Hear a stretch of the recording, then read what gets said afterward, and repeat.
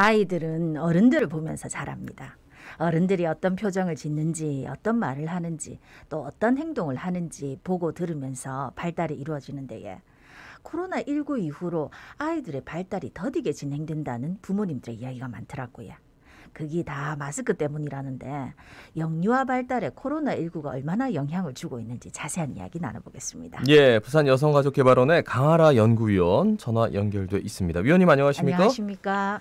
네, 안녕하십니까. 코로나19 이 마스크를 다 쓰고 다니니까 아이들의 언어 발달에 참 영향을 많이 줬다. 이런 얘기는 그냥 얼핏 듣긴 했습니다만 정말 그런 건지 사례는 어떤 사례가 있는지 좀 구체적으로 말씀해 주실까요? 네, 그 코로나19 감염 자체가 어떤 영유아의 언어 발달에 부정적인 영향을 주는 의학적인 측면보다는 아동을 둘러싼 환경이 서로 연합해서 발달에 영향을 주는 측면을 생각을 해야 합니다. 네네. 즉 코로나19의 대유행 이후 대표적으로는 감염 예방의 목표를 두고 사회적 거리 두기가 시행이 되었죠. 네네. 그리고 초반에는 부산시에서도 몇 차례 어린이집 긴급 휴원이 시행이 되었었습니다. 그래서 그에 더해서 또 감염 염려가 높아짐에 따라 기관 보육에서 가족 또는 친인척이 아이를 돌보는 가정 보육으로의 전환 비율 역시도 높아졌죠. 네네. 이러한 기관의 소극화가 언어 발달에 부정적인 영향을 미쳤던 것으로 보입니다. 물론 이제 가정 내에서 형제자매 혹은 성인과 지속적인 의사소통을 하는 것을 통해서 언어 발달에 긍정적인 영향을 받을 수 있기 때문에 기관의 소극화가 100% 영유아 언어 발달에 부정적인 영향을 준다라고 볼 수는 없습니다. 하지만 기관에서 집단활동 그리고 구조화된 보육활동, 또래나 교사와의 상호작용을 통해 습득할 수 있는 이제 언어의 폭이 넓어진다는 것 역시도 부정할 수는 없습니다. 그러다 보니 코로나19의 직접적인 영향보다는 코로나19로 인해서 변화된 삶과 또 아동을 둘러싼 환경이 언어 발달에 부정적인 영향을 미칠 가능성을 높였다라고 볼 수 있겠습니다. 또 말씀하신 것처럼 감염 예방을 위해 마스크를 착용하는 것 역시 단적인 예라 볼 수 있는데 실제로 지난해에 서울 및 경기 지역 어린이집 교사 대상에서도 그 대상 조사에서도 응답자의 74.9%가 코로나19 발생 이후 영유아 언어 발달 기회가 감소했다라는 그러한 응답들이 보고가 되었었습니다. 네. 이제 부산 여성가족개발원에서 코로나19와 영유아 보육 경험 및 요구를 발표를 했던데 조사 결과가 어땠습니까?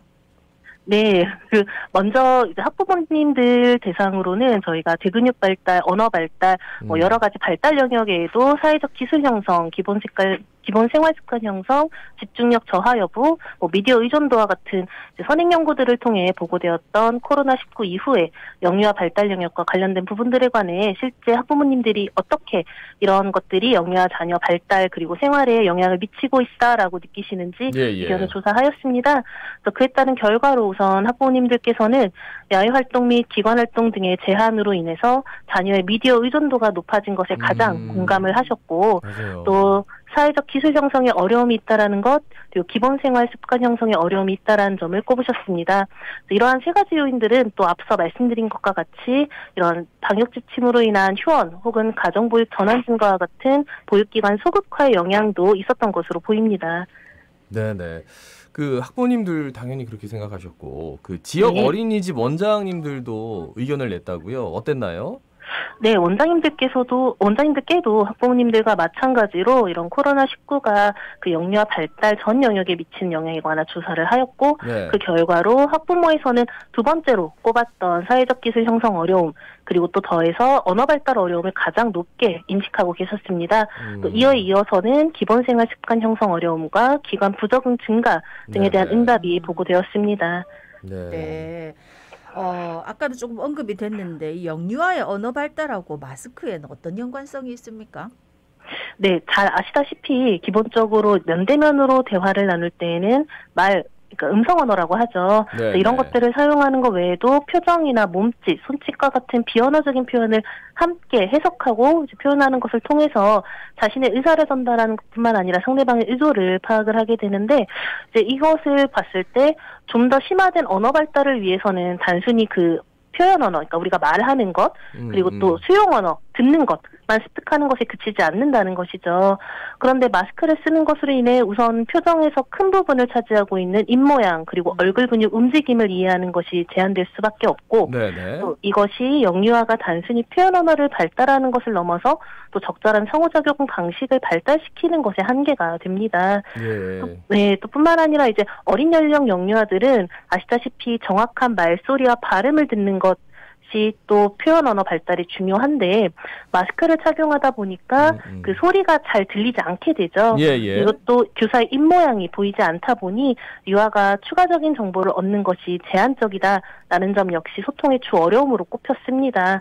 이제 그러다 보니 진짜 현장의 교사분들 중에서는 어쩔 수 없이 아이들과 소통할 때 아이들이 너무 못 알아듣거나 혹은 발음이 부정확하거나 할 때는 마스크를 살짝 내리고 네네. 입모양을 보여주면서 이야기할 아이고. 때가 있다라는 그런 사례도 있었습니다. 얘기를 들어보니 특히 이제 청각 장애가 있는 우리 영유아들은 더 힘들었겠다는 생각이 드네.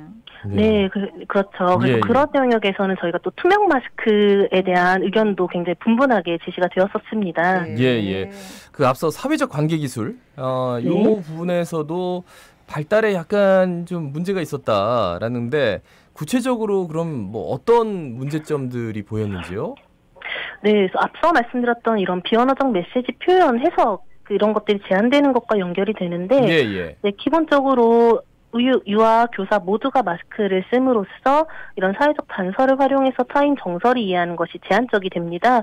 그러다 보니 특히 교사의 지시를 충분히 이해하기 어려워하는 혹은 뭐 또래의 지금 정서 상태가 어떠한지 그것에 대해 이해하거나 공감하는 것들이 제한적이 되는 경우들이 발생을 했습니다. 네네. 네, 또 뿐만 아니라 이제 가정보육이 장기화되고 또 기관 활동이 제한됨으로 인해서 교사 역시도 이제 영유아들과 애착 형성에 대해 실제적인 어려움을 경험을 하였고 또 현재는 이전 초기에 비해서는 그 기관 보육이 정상화가 많이 되었지만 그럼에도 불구하고 여전히 대인 간 거리 유지를 위해서 코로나19 이전보다는 영유아의 개별놀이 중심으로 상호작용이 이루어지고 있다 보니 그 과정에서 또래와 함께 놀이하는 거나 의견을 교환하는 거나 이제 교사의 개입을 통해서 사회적 기술 습득을 할 수 있는 부분들이 감소되면서 사회적 관계를 형성하고 기술을 연습하는 것에 또 어려움이 야기가 되었습니다. 네. 네. 그리고 또 이제 코로나19 때문에 영유아의 미디어 의존성도 높아졌다 했는데 요거 자세한 설명 부탁드리겠습니다. 네, 앞서 말씀드린 것과 마찬가지로 부산 지역에 계신 학부모님들이 코로나19 이후 영유아 발달 변화에서 가장 높게 인식하신 것이 말씀하신 미디어 의존도 증가로 나타났습니다. 예, 예. 그게 제가 뭐 식당 가서 굉장히 재밌는 게 그 아이들 그 체어 있잖아요. 거기에 핸드폰 쭉 깔아놓고 애들이 다 그거 보고 있고 부모님들 식사하고 계시는데 아이들이 알아서 이렇게 잘 찾더라고요. 그래서 야 이거 좀 미디어를 접하는 것도 중요하지만 이걸 좀 통제할 수 있는 방법도 중요할 텐데 아이들 일단 뺏으면 난리가 나가지고요. 이거 뭐 어떻게 해야 됩니까?